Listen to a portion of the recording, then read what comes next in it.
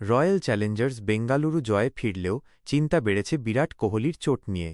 অন্যদিকে আবার মুম্বই ইন্ডিয়ান্সের হারের ধাক্কার উপর বিস্ফোরা রোহিত শর্মার চোট। একই ম্যাচে চোট পেয়েছেন রোহিত ও কোহলি। এখন কেমন আছেন দুই তারকা? জানালেন তাদের সতীর্থেরা। বেঙ্গালুরুর হয়ে ব্যাট করতে নেমেছিলেন কোহলি। ৩৮ বলে ৫০ রান করে আউট হন। পরে যখন মুম্বই ব্যাট করতে নামছে তখন কোহলিকে আর দেখা যায়নি।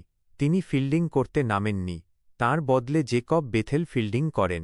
তখনই ধারাভাষ্যকারেরা জানান কোহলির গোড়ালিতে চোট লেগেছে। পরে বেঙ্গালুরুর অধিনায়ক রজত পাটিদার কোহলির চোট নিয়ে মুখ খোলেন। তিনি বলেন, আমি যত দূর শুনেছি বিরাট ভাই এখন ভালো আছে। সামান্য চোট লেগেছিল। আমরা ঝুঁকি নিতে চাইনি। তাই বিরাট ভাই ফিল্ডিং করেনি। মুম্বইয়ের ইনিংস চলাকালীন বেঙ্গালুরুর সাজঘরে বসে থাকতে দেখা গিয়েছিল কোহলিকে। সঙ্গে ছিলেন দলের ফিজিও। সাজঘরে বসে থেকেই দলের জয় দেখেন কোহলি। ২৪১ রান তাড়া করতে নেমে কয়েক বল খেলার পরেই রোহিতকে দেখে মনে হচ্ছিল দৌড়তে সমস্যা হচ্ছে।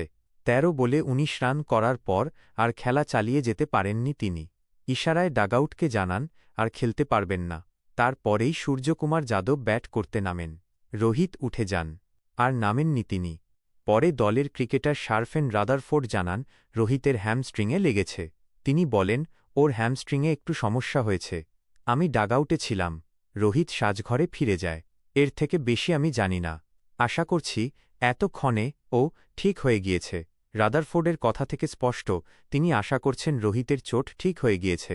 কিন্তু স্পষ্ট করে বলতে পারেননি তিনি। হ্যামস্ট্রিংয়ে লাগলে চোট সারতে কিছুটা সময় লাগে। তবে রোহিত চোট নিয়ে খেলা চালিয়ে যাননি। সঙ্গে সঙ্গে মাঠ ছাড়েন। ফলে তাঁর চোট বাড়েনি বলেই মনে করা হচ্ছে।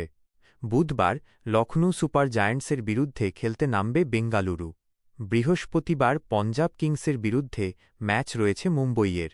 এই দুই ম্যাচে বোঝা যাবে রোহিত ও কোহলির চোট ঠিক কতটা সেরেছে।